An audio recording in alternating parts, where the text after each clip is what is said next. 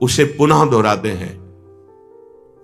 वाहे निरुद्धे मनसः प्रसन्नता, यह हमें बहुत प्राण प्रिय बात लगी है, इसलिए दोबारा इसको कह रहे हैं। बाहे निरुद्धे मनसः प्रसन्नता, मनः प्रसादे परमात्म दर्शनम, तस्मिन् सुदृष्टे भवबंधनाशो, बहिर्निरोधा पदवी विमुक्ते। सैकड़ों बार कल से ये श्लोक बार बार चल रहा है। वाहे निरुद्धे मनसः प्रसन्नता। ये उपासक पकड़ क्यों नहीं पा रहा, पकड़ क्यों नहीं पा रहा? कितनी अमृतमयी बात है। एक प्रार्थना हम करना चाहते, सरल भाव से आप समझ लो इसका अर्थ, वो हमारी तरफ से प्रार्थना है। 1 महीने की केवल हमें समय दो, 1 महीने का। आप 1 महीने कोई इच्छा नहीं करेंगे, जैसी सामने परिस्थिति आए उसको भोग लो, इच्छा मत करना। 1 महीने का केवल समय दो। हम कोई साधन नहीं बता रहे, इच्छा ही नहीं करनी। जहां इच्छा निकले उसे निरुद्धे, रोक दो, बाहर जवान में ना आने पावे। खान पान, देखना, सुनना, रहना, भोगना, व्यवस्था, 1 महीने में मर थोड़ी जाओगे। 1 महीने का हम कोई संकल्प नहीं दे रहे, कोई कसम नहीं खवा रहे, प्रार्थना कर रहे हैं कि आज से 1 महीने हम कोई भी इच्छा व्यक्त नहीं करेंगे, न सद न असद, कोई भी इच्छा नहीं व्यक्त करेंगे। हृदय में आएगी तो वाहे निरुद्धे, उसे वहीं रोक देंगे। बाहर की इच्छा बाहर, अंदर की इच्छा अंदर, व्यक्त नहीं करेंगे। बताओ, ये अपने घर का सत्संग होता है, ये केवल प्रवचन नहीं है, ये जीवन सुधार है और भगवत प्राप्ति के लिए है। 1 महीने की बात मांग रहे हैं। गृहस्थी में अगर ना कर पावे तो राधे राधे रटे, राधा राधा। लेकिन विरक्त जनों से प्रार्थना 1 महीने केवल 30 दिन। जबान से आपकी इच्छा व्यक्त नहीं होनी चाहिए, 1 महीने बस।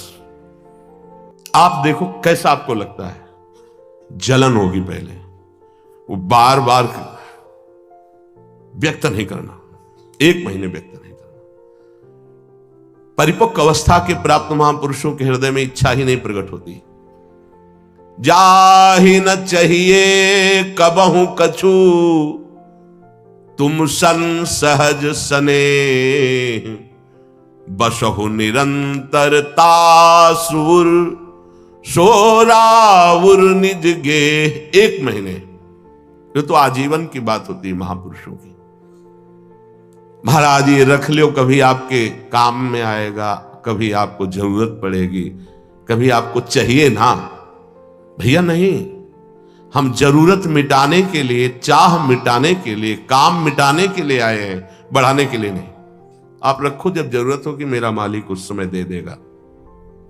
कभी आप तो उस समय जो अभी दे रहा है वो उस समय नहीं है क्या? हमारे लिए नई सृष्टि रच देगा। जो सृष्टि में नहीं होगा वो भी वो रच देगा, विश्वास करो। 1 महीने अभ्यास करके देखो, देखेंगे आप लोग, देख लो। इच्छा को होगी, इच्छा, हम ये नहीं कह रहे कि इच्छा नहीं होनी चाहिए, इच्छा होगी पर आप व्यक्त नहीं करोगे।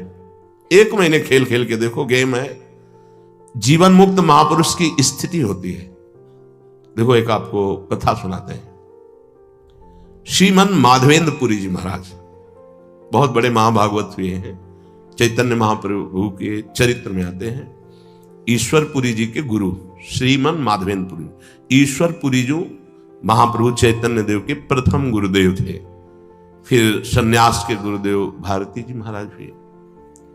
तो श्रीमन माधवेंद्र पुरी जी महाराज जब क्षीर चोरा गोपीनाथ जी जो कहे जाते हैं, गोपीनाथ जी के दर्शन करने गए तो वहां शयन के समय कुल्हड़ में बड़ा ही पवित्र और स्वादयुक्त खीर का भोग लगता था। जब ये महिमा सुनी खीर की और भोग लगता देखा तो उनके अंदर इच्छा हुई कि अगर एक कुल्हड़ प्रसादी मिल जाए तो स्वाद लेके हम देख लेंगे कि प्रभु को ऐसा खीर का यहां भोग लगता है तो अपने ठाकुर जी को ऐसा ही खीर का भोग लगाएंगे। जो ही इच्छा जागृत हुई जलन पैदा हुआ, अरे इच्छा कैसे जागृत हो गई? तो अंदर से विवेक कार्य कर रहा है, बचाने का जलन, ये तो प्रभु के भोग के लिए इच्छा, फिर भी इच्छा कैसे हुई कि मुझे एक कुल्हड़ मिल जाए? तुरंत प्रणाम किया और वहां से चल दिए। अब रात्रि का समय आ रहा था, तो उसी गांव के किनारे एक वृक्ष के नीचे बार बार ये प्रश्न मन से, तूने इच्छा क्यों कर ली? बार बार उत्तर आता कि प्रभु के भोग के लिए इच्छा की है, कि अगर मिल जाता तो स्वाद ले लेते और वैसे ही खीर प्रभु को लगाते अपने। नहीं, फिर भी इच्छा क्यों? बार बार धिक्कार मन को कर रहे थे। इधर महाभागवत की इच्छा भी भगवान बने थे और उसका पोषण भी भगवान करते हैं। जो निरीह जन हैं, जिनके अंदर इच्छा ही नहीं है, उनके हृदय में कोई इच्छा प्रकट होती तो लीला प्रकट करने के लिए होती। जो कई कुल्हड़ थे, उनमें से एक कुल्हड़ छुपा लिया ठाकुर जी ने अपने वस्त्र के नीचे, घाघर के नीचे, जो नीचे का वस्त्र उसमें छुपा लिया, और सामने रखे हुए हर भोग के कुल्हड़ उठा करके ले गए। जब शयन कराने गए तो देखा एक कुल्हड़, कहा ये कैसे, यहां कैसे आ गया प्रभु के वस्त्र की? तो प्रभु ने कान में कहा उनके, प्रभु मूर्ति नहीं है, तुम जैसी भावना करोगे वैसे। राधा वल्लभ लाल जी, बिहारी जी सब बात करते हैं, ये किसी मूर्तिकार की रचना नहीं है। हाँ, एक बार मोहनचंद महाप्रभु का चरण छू गया श्री जी के भोग के कटोरे में, तो एक चपत मारी हितजू महाराज ने, प्रभु के पात्र में चरण कैसे छू गया? तो जो राधा वल्लभ लाल जी की सेवा के लिए गए तो कपोल में ऐसे अंगुली बनी, बोले जय जय। तो उनका बालक थे ना, तो जो आपने वो मेरे लगी। बात करते महाप्रभु आचार्य से, बंचंद महाप्रभु जी से, सेवक जी से और प्रेमी जनों से, जो चित्त को बेच दिए हैं प्रभु को, उनसे बात करते हैं। कान में प्रभु अपने सेवक से कही कि मैंने चुराया है श्रीमन माधवेंद्रपुरी जी के लिए, और वो गांव के बाहर अमुक वृक्ष के नीचे बैठे हैं, ये वहां पहुंचाओ तत्काल। तो बैठे हुए भगवत स्मरण करते हुए बीच बीच में धिक्कार दे रहे थे, इच्छा कैसे जागृत हुई? श्रीमन माधवेंद्रपुरी किसका नाम है? उनका जी दास का नाम। ये गोपीनाथ प्रभु ने आपके लिए खीर का कुल्हड़, हाँ, ऐसे नहीं, बड़ी अद्भुत लीला की, भोग लगाया तो एक कुल्हड़ चुरा लिया आपके लिए, और जब शयन कराने गए तब आदेश किया तो लाए। उस दिन से प्रभु का नाम क्षीर चोरा गोपीनाथ हो गया। वो तो चले गए, देखे रात भर रोते रहे, प्रभु खीर तो पाई ही, कुल्हड़ भी पा गए, और उसको तो थोड़ा कुल्हड़ का हिस्सा बांध लिया, रोज प्रसादी रूप से थोड़ा कुल्हड़ पा लिया। कितना आप विचार करो, इस कोटि के जो महामहिम है, वो भगवत संबंधी इच्छा में इतना क्लेशित हो गए। हम तो स्वयं भोग की इच्छा रखते हैं। हम कौन से साधक हैं, कौन से महात्मा हैं, किस मार्ग के पथिक? जरा सिद्धांत को समझो, यहां इच्छाओं का तो जाल लगा हुआ है, और परमार्थ का स्वरूप क्या है? बाहे निरुद्धे, बाह्य रोग दोष, इच्छा को कोई भी इच्छा हृदय में अपना स्थान न बनाने पावे। मनसः प्रसन्नता, तो आपके मन में अखंड प्रसन्नता जागृत होगी। और मनः प्रसादे परमात्म दर्शनम, जब हम बाह्य विषयों का सेवन करते हैं तो मन खिन्न रहता है, नवीन नवीन विषय भोगने के लिए मन में जलन होती, वही विषयों की तरफ आकर्षित करता है, फिर वही जलाता है, वही संकल्प विकल्प कराता है, थोड़ी देर जलाने के बाद फिर उसी भोग की लालसा करता है। बड़ा बाहे निरुद्धे, रोक दो उसको। देखो, इसमें विवेक बल काम करता है। अगर आप सत्संग सुन रहे हैं, शास्त्र स्वाध्याय करते हैं, नाम जप करते हैं, सेवा करते हैं संतों की, ठाकुर जी की, तो आपका विवेक प्रबल हो जाएगा, वो रोक देगा। कितना आनंद! कल से इस श्लोक का चिंतन चल रहा है। इतना कोई इच्छा ही नहीं करनी भाई। ये गृहस्थ जन जो बहुत सी कामनाओं में रत हैं, वो ये नहीं समझ पाएंगे, लेकिन हम विरक्त जनों से प्रार्थना करते हैं, यदि आप कोई इच्छा नहीं करेंगे तो आप बहुत जल्दी जीवन मुक्त हो जाएंगे। इच्छा ही आपके स्वरूप को ढके हुए है, इच्छा ही आपका बंधन है, और निरीह इच्छा रहित ही जीवन मुक्त अवस्था है। 1 महीने का अभ्यास करके देखो। अच्छा 1 महीना बहुत ज्यादा लग रहा हो कि पता नहीं चूक ना हो जाए तो 15 दिन का कर लो। 15 दिन बहुत ज्यादा लग रहा हो तो कोई कोई 1 हफ्ते का कर लो। और गृहस्थ जनों को ज्यादा लग रहा हो तो 1 दिन का करके देख लो कि सुबह से लेकर के शयन तक आज कोई इच्छा नहीं हम करेंगे। अगर इच्छा होगी भी तो व्यक्त नहीं करेंगे। 1 दिन करो। विरक्त के लिए 1 महीना, नए साधक के लिए 15 दिन, बहुत नए साधक के लिए 1 हफ्ता, गृहस्थ के लिए 1 दिन और 1 हफ्ता। देखो ना करके क्या बिगड़ जाएगा। आज सुबह से शाम तक कोई इच्छा प्रकट नहीं करेंगे। हृदय में होगी तो उसको वहीं दबा देंगे, वाणी से नहीं बोलेंगे। देख लो। परमहंस श्री ओंकारानंद सरस्वती जी घर में भिक्षा पाने जब आए तो बच्चे ही थे। किसी कारण से मैया भूल गई नमक डालना सब्जी में। वो पा के गए, पिताश्री आए पाने, जेही अरे सब्जी में तो नमक, अरे भूल गई, क्योंकि छोटे छोटे बच्चों के भूल गई। वो गए, कहा स्वामी जी सब्जी कैसी बनी थी? बोले नारायण नारायण, बहुत सुंदर, परम सात्विक बनी। नहीं स्वामी जी उसमें तो नमक था ही नहीं। अरे बेटा, प्राणों का पोषण करना ये नमक है कि नहीं, ये आप गृहस्थ लोग देखते हो। हमें तो जो प्राणों के पोषण के लिए मिला तो नारायण नारायण नहीं बचा उसमें, बिल्कुल कहीं कोई स्वाद दृष्टि इच्छा ही। 1 दिन करके देखो गृहस्थी, और 1 महीने अच्छे साधक, ये जीवन की धारा बदल जाएगी। जीवन की धारा, आप विरक्त हैं, आपके लिए कोई कर्तव्य नहीं, जीवन की धारा बदल जाएगी। बस कट्टरता पूर्वक एक बार इस बात पे आना कि नहीं बोलना, स्वास्थ्य बिगड़ जाए, प्रारब्ध भोग लेंगे, लेकिन हम कहेंगे नहीं। 1 महीने के लिए आपके साथ हम भी हैं। मेरी स्वामी जो पहले से ही उसे देख रही, इच्छा क्यों? अगर हुई है तो चुप हो जाओ ना, वही इच्छा देने वाली तो वही पूर्ति करने वाली। इच्छा हुई नहीं पूर्ति हुई तो उनका विनोद है, पूर्ति हो गई तो उनका दुलार है। दोनों में हमें पूर्ण ही रहना है, हमें इच्छा नहीं करनी। ठीक है, पकड़ी गई बात।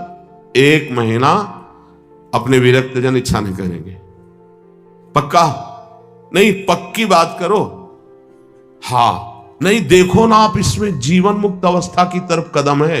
1 महीना जीवन मुक्त रहकर फिर आगे का तो अभ्यास पुष्ट ही होगा। 1 महीना कोई इच्छा नहीं, आएंगी परिस्थिति, बस कहना ही तो है। नहीं, कहना ही नहीं है, कुछ नहीं कहना। 1 महीना नहीं बोलना है इस विषय पर कि आज हमारी ये इच्छा है, बोलना नहीं। आगे चले पक्का। और 1 दिन आप लोग गृहस्थ जन करके देखो कि आज एक पूरे दिन में कोई आकर के ऐसी प्रतिकूल परिस्थिति करेगा तो फिर आपकी इच्छा जागृत। हर इच्छा में देखना, केवल खान पान में नहीं। हमारी इच्छा के विरुद्ध वो बोल रहा है तो हम नाराज हो जाए। नहीं, हमारी इच्छा नहीं है, तुम नाराज क्यों होंगे? हमारी इच्छा नहीं अनुकूल बोले तो प्रतिकूल बोल रहा है, मुझे कोई परेशानी नहीं। इसीलिए 1 दिन दिया है, क्योंकि गृहस्थी में बहुत 1 दिन शांत, एकदम चुप, अंदर जो आए उसे सह जाओ। और 1 महीने अपने लोग, ये केवल खान पान की इच्छा के अंतर्गत नहीं है, संपूर्ण इच्छाओं के अंतर्गत है। ना लोक की ना परलोक की कोई इच्छा नहीं। हम आएगी हृदय में तो उसको नोट करेंगे, लेकिन बाहर नहीं बोलेंगे। और उस इच्छा की छानबीन करेंगे, ये इच्छा क्यों आई है, किस गलती से आई है, या किस कमी के कारण आई। एक बार पूज्य श्री राधा बाबा भाई जी से कहा कि मिठाई की इच्छा हो जाती है, मीठा देखते ही अधिक पा लेते हैं, क्या अभी ब्रह्मबोध नहीं हुआ? क्या मेरे बोध में कमी रह गई? भाई जी ने कहा नहीं। तो उनका फिर इच्छा क्यों? उनका शरीर में कमी है आपके, जिस पदार्थ की, उस शरीर मांगेगा, उसको दे देना है। आप कहीं लेने तो जाते नहीं, यदि आ जाता है सामने तो आप उसे पा लेते हैं। तो इस शरीर की आवश्यकता ना कि आपकी आवश्यकता है। बोले हाँ, बहुत दिन से प्रश्न चल रहा था कि मीठा देखते ही और मीठा पाने में उधर ही अधिक प्रियता है, तो इसका मतलब इच्छा हमारी है। तो उनका नहीं, आपकी नहीं है, शरीर की आवश्यकता है, ऐसा वहां उत्तर दिया। पर अपने को 1 महीना शरीर की आवश्यकता भी होगी तो नहीं मांगेंगे, जो जैसी व्यवस्था उसमें शांत, इच्छा नहीं करेंगे। बाहे निरुद्धे मनसः प्रसन्नता, बड़ी मन में प्रसन्नता होगी। ये जो प्रसन्नता है भगवत प्राप्ति कराने वाली होगी। हमारी प्रसन्नता को क्षीण करती रहती इच्छा। इच्छा ही बंधन है और निरीक्षा ही मोक्ष पदवी है। कोई इच्छा नहीं, चाह मिटी चिंता मिटी, मनुआ बेपरवाह, जिनको कछु न चाहिए वो साहन के साथ। 1 महीना का अनुष्ठान है। लोग कहते हैं ना कि ये फलाहार का अनुष्ठान, इसका अनुष्ठान, 1 महीना का अनुष्ठान इच्छा नहीं करेंगे। जो हमारी दिनचर्या वो चल रही है, कोई इच्छा नहीं। हमें परिक्रमा लगाने जाना, इच्छा हुई हम इसे भी रोक, न सत ना असत। अगर प्रभु की इच्छा है तो गुरुदेव से बुलवा देंगे, जाओ परिक्रमा लगा के आओ। आज से 1 महीने तक कोई भी इच्छा, सत या असत, किसी भी इच्छा को हम बाहर व्यक्त नहीं करेंगे। जो दिनचर्या बना दी गई वो इच्छा नहीं है, वो कर्तव्य पालन है, उस पे चलेंगे। स्वयं से कोई इच्छा होगी उसे दबा देंगे 1 महीने के लिए, फिर देखते हैं कैसा लगेगा। 1 महीना, आज तारीख कौन है? कौन? 17 तारीख को बात करेंगे फिर सत्संग में कि क्या स्थिति है आपकी। 1 महीना ईमानदारी से देखना, बोलना मत, चूक नहीं होनी चाहिए। 1 महीना कोई बहुत ज्यादा नहीं, पूरे जीवन में इसी स्थिति को लाना है। जहां हमारी इच्छा रुकी, खास बात है, बहुत बड़ी बात है, मनः प्रसन्नता, मन प्रसन्न होने लगता है। और कह रहे मनः प्रसादे परमात्म दर्शनम, जहां मन निष्काम हुआ, कोई इच्छा नहीं, और अखंड प्रसन्नता जागृत होती है इच्छा रहित होने पर। हम लोगों को कैसा माया फंसाए है कि हम सुखी होना चाहते हैं इच्छा करके, हमारी इच्छाओं की पूर्ति हो जाए तो हम सुखी हो जाएं। शास्त्र क्या कह रहा है? इच्छाओं का नाश, मन की अखंड प्रसन्नता, और मनः प्रसादे, जब मन प्रसन्न होता है उसी स्थिति में भगवत साक्षात्कार होता है। अखंड प्रसन्नता जागृत हुई, उसी प्रसन्नता में तत्वबोध होता है। मनः प्रसादे परमात्म दर्शनम तस्मिन् सुदृष्टे भवबंधनासो बहिर्निरोधः पदवी विमुक्ति। जिस समय उपासक अखंड प्रसन्न हुआ, परमात्म साक्षात्कार होता है, तो उसकी दृष्टि बदल जाती है, ब्रह्म दृष्टि। सर्वम खलमिदम ब्रह्म, उस सब जगह ब्रह्म का दर्शन, भगवत दर्शन करता है। यही संसार बंधन का नाश हो जाता है, यही परम पद है, उस परम पद में आरूढ़ हो जाता है। कोई इच्छा नहीं, कोई चाह नहीं, ये जीवन गुरुदेव को समर्पित, प्रभु को समर्पित, जैसे चलावे, स्वयं निरंतर भगवदाकार दृष्टि, परमात्म दर्शन, परमानंद का अनुभव, दुख का लेश नहीं। अब निरोध करने की वृत्ति कैसे हम रोक पावे? तो बोले योगस्य प्रथमम द्वारम वांग निरोधो अपरिग्रह। पहले वाणी को रोक दो, उचित बोलो, केवल जितना शास्त्र सम्मत बोल सकते हो उतना बोलो, अन्यथा मौन रहो। नाम कीर्तन, वाणी गायन, पहला योगस्य प्रथमम द्वारम, कल चर्चा हुई थी। दूसरा अपरिग्रह, कोई भी चीज अपने पास ऐसी न रखी जाए जो हमारी इच्छाओं का वर्धन कर दे। अगर वस्तु समीप रहेगी तो वो अपना प्रभाव दिखाएगी, इच्छा प्रकट कर देगी विरक्त के लिए। जो सीधे परमात्मा साक्षात्कार के लिए चला है, अपनी कुटिया में बस जितना मन को चंचल ना कर पावे उतना है। महापुरुषों ने सदैव ऐसा ही किया है। गुरुदेव भगवान की आज्ञा से तेहरा से सुबह 7 और 8 के बीच में जाके चून मांग लाते। उसी चून की जो बाजार गए, सब्जी मंडी से घूमे आए, जो उनकी झोली में डाल दिया, वो सब्जी बना ली, नहीं तो 2 रोटी बन गई। महाराज जी उसी गुरुदेव भगवान को देखा है। महापुरुषों ने भगवत प्राप्ति के लिए इच्छाओं का दमन किया, इच्छाओं का नाश किया। देखो अब क्या होता है, अपने लोग बड़े बहाने से अपनी वासना का पोषण करने लगते हैं। अमुक चीज है, बोले आज श्री जी की यही इच्छा है, हाँ ठीक, मान लेंगे आपकी बात, भोग लगाइए और बांट दीजिए, पशु पक्षी सबको बांट दीजिए। आप उठाइए झोली, जाइए मां धोकरी मांग के सूखी रोटी लाइए, तो पता चलेगा आप श्री जी की इच्छा का अनुमोदन करते हैं। श्री जी की इच्छा के बहाने से हम अपनी वासना का कभी कभी पोषण करते रहते हैं। देखो, गोविंद देव जी महाराज ने बाबा बलराम दास जी झाड़ू मंडल के जो थे उनसे यही कहा था कि हम तो, हमारा संपूर्ण जगत हम तो सब पाएंगे, लेकिन आप तो, अब श्री जी के प्रसाद के बहाने इतना हलवा पूड़ी कचौड़ी पकौड़ी सब तो उनको भोग लगेगा, महाराजा धीराज है हमारे, और रोज पाएंगे तो पेट बढ़ेगा, गैस बढ़ेगी, चर्बी बढ़ेगी, भावनाएं वैराग्य से रहित हो जाएंगी। बात मान लेना, भोग लगे सबको बांट दो, थोड़ा थोड़ा, भर पेट।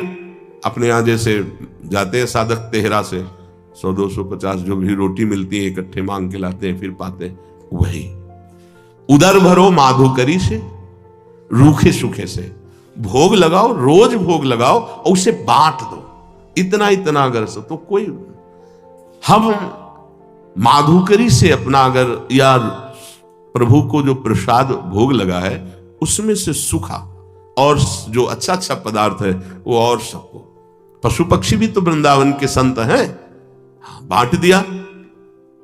एक बार पंडित रामकृष्ण बाबा राधा रमन जी गए तो दोना भर करके सब मिठाई का प्रसाद, बाबा तो बहुत शासन करते थे, वे गोसाई जी महाराज हमको तुलसी दल और चरणामृत दीजिए, ये मिठाई महाराज पाते हैं औरों को बांट दीजिए, हमें तो तुलसी दल और चरणामृत दीजिए। बहुत सावधान। गुरुजन जो हमारे आचरण करते हैं हमको वैसा चलना पड़ेगा। बहुत कम समय में बहुत ऊंचाई पर चढ़ना है, कृपा है हमारे ऊपर, हम इनकी सावधानी रखें। जब सत्संग मिल रहा है तो बहुत बड़ी कृपा मिल रही। हमारी पहली सीढ़ी है परमार्थ की वाणी को एकदम संयम में रखें। दूसरी सीढ़ी, आप अपने पास उतना ही वस्तु रखें जितना प्रयोग करना है। अगर आप ज्यादा रखेंगे तो आपका मन चंचल होगा। कमरे में घुसने पर अगर कोई ज्यादा वस्तु हो तो तुम्हें बोझा लगनी चाहिए कि ये एक्स्ट्रा क्यों टंगी हुई है, ऐसा होना चाहिए। बिल्कुल साधारण जीवन, असाधारण चिंतन। हे, साधारण जीवन, असाधारण चिंतन। कमरे में आप अगर चले जाएंगे जिस कुटिया में श्री जी इस शरीर को रख रहे हैं, राधा राधा राधा राधा राधा राधा राधा, ये जितने राधा नाम मिलते हैं ना सब दीवार, ये प्रसादी ये प्रसादी ये प्रसादी, ये ग्रंथ ये ग्रंथ, ये छवि, बस। और आपको दूसरी वस्तु कमरे में नहीं मिली। जिधर डालो तो बस राधा राधा राधा राधा राधा। नाम है, रूप है, नाम रूप को प्रकाशित करने वाली वाणी है। जो दिनचर्या, ये केवल उपदेश ही आपको नहीं दे रहे। शरीर रोगी होने के कारण कुछ सुविधाओं को स्वीकार किया गया है, वो हमारा जीवन नहीं है, वो हमारा लक्ष्य नहीं है। जीवन में प्रतिग्रह लेना उतना जितना हमारे जीवन का यापन होना है, नहीं तो नष्ट हो जाओगे, पक्का समझ लो। अपने पास एक भी कपड़ा ऐसा ना होना चाहिए कि जो बाद में किसी के काम में आवे, बाद में यही आवे किसी जला दो तो अच्छा है, पक्का समझना। साधु का परिग्रह रहित जीवन होना चाहिए। आज ऐसी अवस्था नहीं रह गई कि हम विचरण करके जैसे पीछे आए हैं विचरण करें। साधुओं को घेर कर पशुओं की तरह मार डाला जाता है। अब ऐसा समय नहीं है कि आप तीर्थयाटन करें, भ्रमण करें। अब समय ऐसे है कि भगवान की कृपा से यदि कुटिया बन जाए तो धाम आदि में वास करो, चुपचाप नजदीक के गांव से जहां परिचय है वहां से मांग के खा लो। नहीं और गांव में घुसोगे तो और भी हो सकता है कुछ। समय कलयुग का बढ़ता ऐसा प्रभाव चला जा रहा है कि यार संत हैं, तुमको कोई संशय हो रहा है तो बंदी बना लीजिए और उसकी जानकारी कीजिए क्या प्रसंग था। ऐसे पशुओं की तरह टूट पड़ना, संत का मतलब इस तरह से उपहास, इस तरह से अमर्यादित चेष्टा तो बहुत ही घातक चेष्टा है। तो आजकल ये समय नहीं रह गया कि आप जवान जवान साधु गांव गलियों में घूमे। हाँ, निर्धारित है, जैसे हमारे ब्रज मंडल के गांव हैं, ये जानते हैं, ये संत की मर्यादा को जानते हैं, इनके दरवाजे से मांग लो। अब समय नहीं रह गया, नहीं पशुओं की तरह घेर के मार डालते हैं, जान से मार डालते हैं। ऐसा तो बड़ा कठिन है। कोई भी ऐसे निंदनीय आचरण इस भेष का लेके कर सकते हैं, लेकिन बहुत अच्छे अच्छे भी महापुरुष हैं। तो परिग्रह रहित जीवन पर अब धाम में इसकी जरूरत है कि आपके वास की व्यवस्था हो, आपका भोजन शरीर यापन के लिए हो, खूब भजन करके शरीर पूरा करो धाम में। अब ये समय नहीं रह गया कि आप बाहर भ्रमण करें। सच्ची कह रहे हैं, अपने लोगों ने जो जीवन, तो वो अब तो है ही नहीं वैसा जीवन, चलने लायक नहीं जीवन है। परिग्रह उतना ही रखो जितनी आवश्यकता। रोज का रोज ठाकुर जी व्यवस्था अपने जनों की करते हैं। आप अपनी चिंता न करेंगे, अपनी चिंता करेंगे तो ठाकुर जी निश्चिंत हो जाएंगे आपसे। और हम चाहते हैं कि वो निश्चिंत ना हो, हम निश्चिंत हो उनके भरोसे पर। निराशा, हमारे अंदर किसी से कोई आशा न रह जाए कि ये व्यक्ति भगत है, ये बहुत जहर है। प्रार्थना है, मान लेना ये जो आज का सत्संग बिल्कुल अंतर की बात से हम कह रहे हैं, इसे समझ लीजिए। बहुत सुधरने की जरूरत है। हम जरा सा कुछ भजन करते हैं, 4 गृहस्थों को साथ लेके चल देते, धनी मानी, और वही जरूरत नहीं है। आप निरपेक्ष होकर के अपने धर्म का पालन कीजिए, मन आए 4 रोटी दे दीजिए, इसके बाद हम आपको पहचानेंगे नहीं। पहचान प्रभु से है, उन्होंने प्रेरित करके आपको भेजा। हम आपको कुछ नहीं जानते ना कभी मानते हैं। प्रभु आयो बस इतना ही जानते हैं, इतना ही कार्य आपके लिए था, प्रेरित किया और रखवा दिया। चलो, पीछे नहीं पड़ना, पीछे तो प्रभु के पड़ना है। लेकिन यहां उल्टा हो जाता है, प्रभु की तरफ पीठ हो जाती है, उनकी तरफ मुख हो जाता है। तो निराशा आशा ही परमम दुखम नैराश्यम परमम सुखम, दोबारा इसलिए समझा रहे हैं कि साधना में बहुत जरूरी बात है। किसी भी ने बहुत सेवा की, जब कोई नहीं था तो बाजार में खड़े हुए के कहा कि जिंदगी में कभी ऐसा मत समझ लेना कि हम तुम्हारा एहसान मानेंगे। तो बहुत प्रेमी जन है, बाबा ऐसे बंद कर बात, बता कल क्या लाना है। वो तो बहुत निरपेक्ष है, आज भी वैसे ही, पहले दिन से आज तक वैसे ही, वही श्रद्धा, वही निष्ठा, वही समर्पण। 26 साल हो गए होंगे लगभग, वही समर्पण, वही निष्ठा। कोई दिन ऐसा नहीं जिस दिन सेवा उनकी ना होती। शाम के वही आके पूछते थे, कुछ मिला खाने को, वही निष्ठा, वही। वर्षा है तो भींगता हुआ, गिरता हुआ, वो तो देखा है ना। और कभी एहसान नहीं, आओ आपने, कभी नहीं ऐसे, उसका भी कभी नहीं। कोई मांग नहीं, कोई प्रश्न नहीं, इधर से भी कोई बड़ाई नहीं, कोई अपनापन भी नहीं दिखाया। ये तब ऐसे चलता है। निराशा, एकमात्र श्री जी से आशा। ये देख लो, अंदर किसी से भी आशा नहीं होनी चाहिए। आशा हम प्रभु से प्राप्त करने की, क्या आपके चरणों का प्रेम, आपके नाम का प्रेम, कोई आशा ही ना रह जाए, ऐसी आशा आपसे आशा है कि कोई आशा ही ना रह जाए, हमें ऐसी स्थिति प्रदान करें। चौथा, निरीहा, इच्छा ही ना रह जाए, जिसके लिए आज कहा है कि 1 महीने के लिए देख लीजिएगा। और नित्य में एकांतशीलता, एकांत में जब हो तो बड़े संयम से रहें। एकांत आपका गंदा नहीं होना चाहिए। बड़े शीलवान, बड़े धैर्यवान, बड़े तितिक्षु, बड़े इंद्रिय संयमी नहीं। बड़े बड़ों का एकांत खराब हो जाता है। समाज तो सबका ठीक रहता है, एकांत खराब हो जाता है। समाज में त्रुटि हो जाएगी तो निंदा होगी, ठीक हो जाओगे। एकांत में त्रुटि होगी तो तुम्हारा अध्यात्म नष्ट हो जाएगा अंदर का। एकांत स्थित इंद्रियों परमणे हेतुर्दमश्चेतसः। ऐ उपासक, एकांत सेवन में सावधान रहना, तुम्हारी इंद्रिया और मन तुम पे हावी होंगे। इसलिए इंद्रिय और मन का दमन कर देना, इंद्रिय और मन के गुलाम मत बन जाना। ये एकांत का है, ये जरूर सुधारो। एकांत में देख लीजिएगा, अय उपासक, एकांत में इंद्रिय और मन तुम पर शासन करेगा, तुम्हें गुलाम बनाने की चेष्टा करेगा। उस समय तुम अपनी इंद्रिय और मन का दमन करो। बिल्कुल उनकी बात नहीं मानना जो धर्म विरुद्ध हो।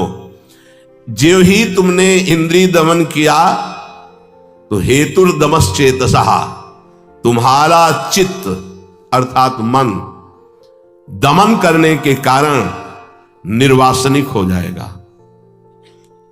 यह थोड़ा कठिन है समझना। जब हम मन और इंद्रियों की मांगी हुई वस्तु नहीं देते तो हमें जलाता है, एक अशांति पैदा हो जाती है। तब होता है यार दे दो, शांत हो जाएगा। ये बहुत घातक बात है। जो इंद्री मन मांगा और हमें अशांत किया ना देने पर, हम उसको शांति प्रदान करने के लिए देने लगे, अब आपका परमार्थ मार्ग लुट जाएगा। ये बहुत गंभीरता से समझो, यहां हमसे बहुत चूक होती है। यदि हमने जो मन और इंद्री ने मांगा नहीं दिया, उनका निरोध कर दिया, तो निरोध से वासना का नाश हुआ। वासना का नष्ट होना ही ब्रह्मानंद का स्फुरण होना है। तेनानंद रसानुभूति रचला ब्राह्मी सदा योगिनस तस्मात् चित्त निरोध एव सततम कार्यम प्रयत्ना मुने। इसलिए मुनि का एक ही प्रयत्न होना चाहिए कि मन और इंद्रियों की मांगी हुई मांग को पूरी ना की जाए।